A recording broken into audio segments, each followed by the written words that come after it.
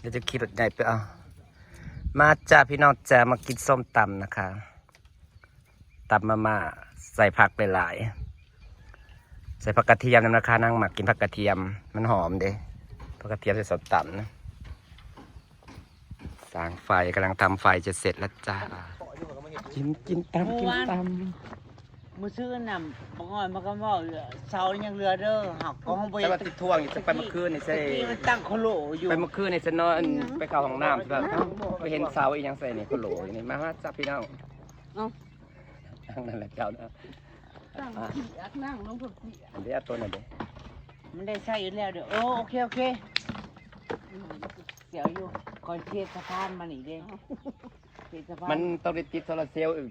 อยู่รอคันโปรเจกต์ติดโซลาร์เซลล์บ่ติดกันสิได้เฮ็ดสะพานมามันต้องใส่โค้งมันต้องใส่เหล็ก เสาอันเด้ ความคิด ใหญ่นี่ เสาอีห เห็ ยั น ง โคมไฟกันกูอยู่บริษัทโซลาร์เซลล์เลยโซลาร์เซลล์มันตายปีเดียวก็ตายเลยอันที่ภาพบอลที่โคมไฟทั่วสนามพวกน่ะไพ่อะไรดัดเสาเล็กเสามันเจ้าว่าโซลาร์เซลล์บ่แม่น เศษอันคานสะพานมาดิมันต้องใส่ไม้ด้วย เล็กลองลุ่มเนี่ยเนาะ เล็กรองแล้วก็แบบว่าตัดไม้ไผ่อันเป็นขันมาคง แม่นแต่พื้นมันเท่ากับเอาเหล็ก คือมันต้องเอาเล็กสั้นแล้วมันใส่ได้แค่ปีเดียว แม่น ทันใหม่ นั่ง วางแผนอลังการงานสร้างแล้วเบิ่งกระเป๋าเงินว่าซาบ จะแหละตำมาบ้าน มาบ้ามากินข้าว มันเลิกตำจัง อย่าลืมเด้อเว้ากันนะเด้อบอกให้หาผัวให้เจ้าบ่หาเจ้ามาเป็นผัวข่อย บอลนัวหัวหมดลองหยอกสร้างไผ่ จุมาเผ็ดคือแบบ เป็ดบอกเขาเป็นธรรมดา ธรรมดา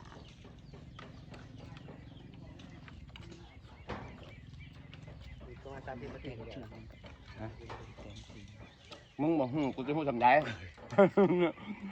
พูดจะพัวมันจะมาพูดซื่อแล้ว เป็นหมู่กับเมีย เขาสร้างเขาไฟนะครับผัวหมู่จ้า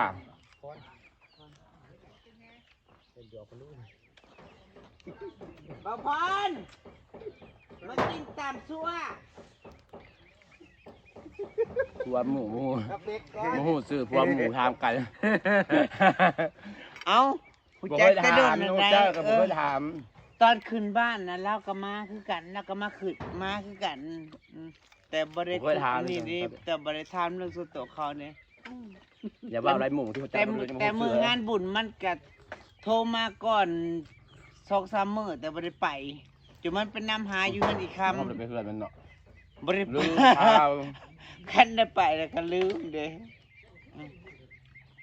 อ้ายเดี๋ยวก็ทายอยู่ปัดคือบ่ไปมือบุญปัดโอ้ยอ้าย ลืมขากลืมแหน่ว่า ไปเงินได้กัน คิดออกแต่แป๊บมันคิดออกแต่เต้นนะ นั่นอยู่เพิ่นบอกอยู่ลุง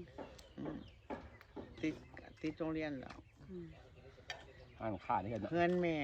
ขายของอยู่เงินแม่มันแต่เงินมันแม่มันอยู่ขากลางทุ่งน่ะ ใครจะออกอยู่ ต่อดินเงินบักทง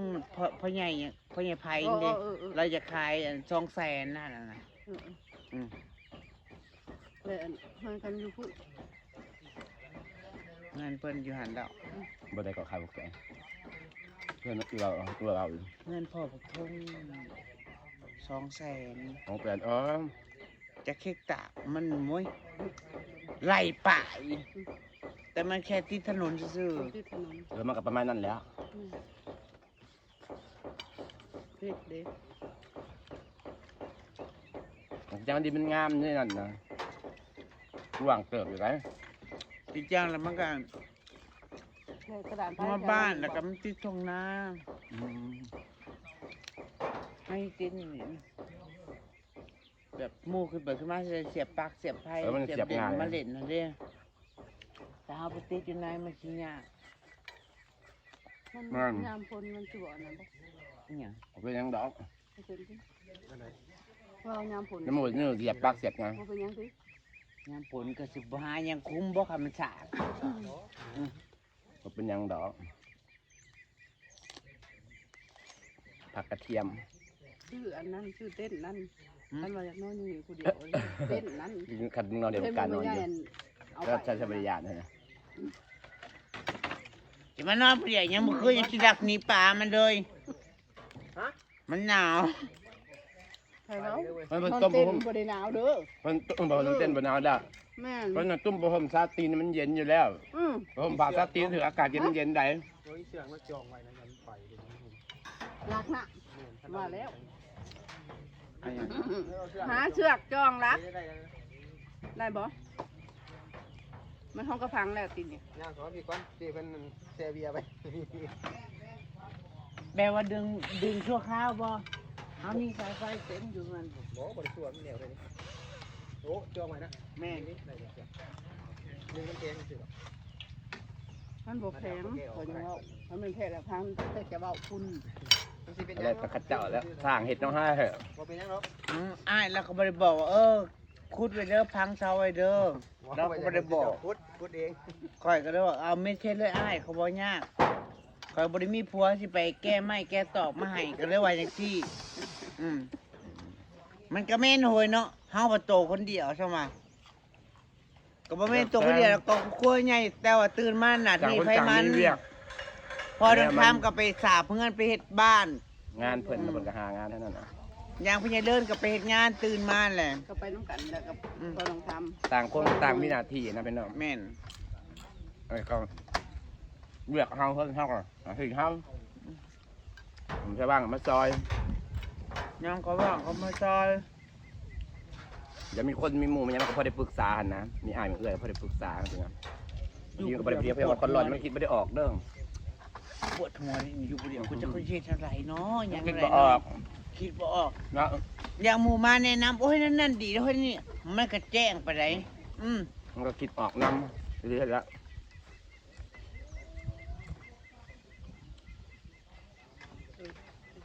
ำคือว่าเพิ่น เพิ่นเสื่อมใส่ของข่อยแล้วเสื่อมใส่น้ำเสาเสื่อมรอบมุนน่ะ เสื่อมร่างใช่ไหม ใหญ่มันจริง เสื่อมราง เออ แต่เป็นอาจารย์เป็นไงก็คอยว่าจะมันเนี่ยคือว่าอ้ายเราใหญ่มาเห็นไม่ใช่เลย มันก็บ่ได้ง่ายนะ ถ้าเราบ่มีเงินเพราะว่าให้มึงออกก่อนแล้วบ่เพราะว่า ๆ บ้าน ก็ได้ คือสิ จ่ายหลาย หมู่บ่จะเฮ็ดอีหยัง นั่นแหละนั่นแหละ มื้อนี้ห้องน้ำเฮ็ดหมื่นไป ห้องน้ น้องน้าก็อยู่ไปเฮ็ดแต่ว่าเจ้าว่าไป ำเจ้าบ่ อ๋อเฮ็ดเฮ็ดแต่เดี๋ยวอำลาเฮ็ดให้เลย เนาะ ก็นะครับ แม่นนั่นแหละ ก็เป็นมือกล้อง ก็นะครับก็แป๊บเป็นมือกล้องจะจึงเดือนให้เดือนย่างจะไปจะขายร้านนั่นเด้ ผมมีอยากให้มันสะดวกกันแหละ มันจะดวก ร่างทุกคน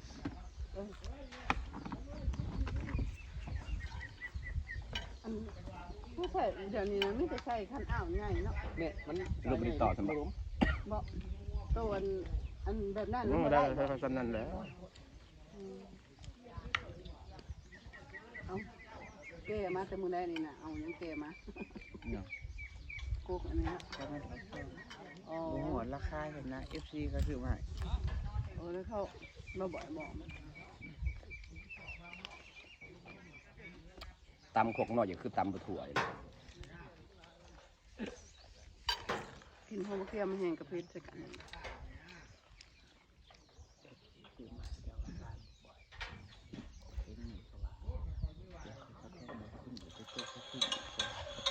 ก็แม่นอยู่แล้ว นะครับเราจะเฮ็ดตัวมันสบายใจ ไม่เฮาบ่ฮู้เห็นเนาะเฮาบ่ฮู้ ใจคนได้ บ่เมื่อมาก็ยังบ่ฮู้ว่ามันสิมีตูบอิหยังมา อืม อืมอยู่เอื้อยแล้วก็ซื้อมาให้แต่ว่าพันนางบ่าบอยก็ขอบคุณนั่นแหละจ้าเนาะ ส่วนใหญ่แตะก่อนกับผ่านบาบอยหลายได้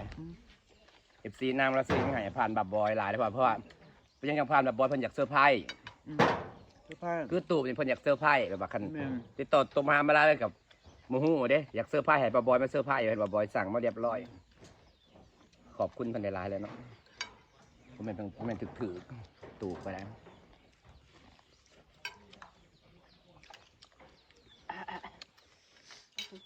อยากจะมาหาไม่เงิน มันเด้นอนกระตุก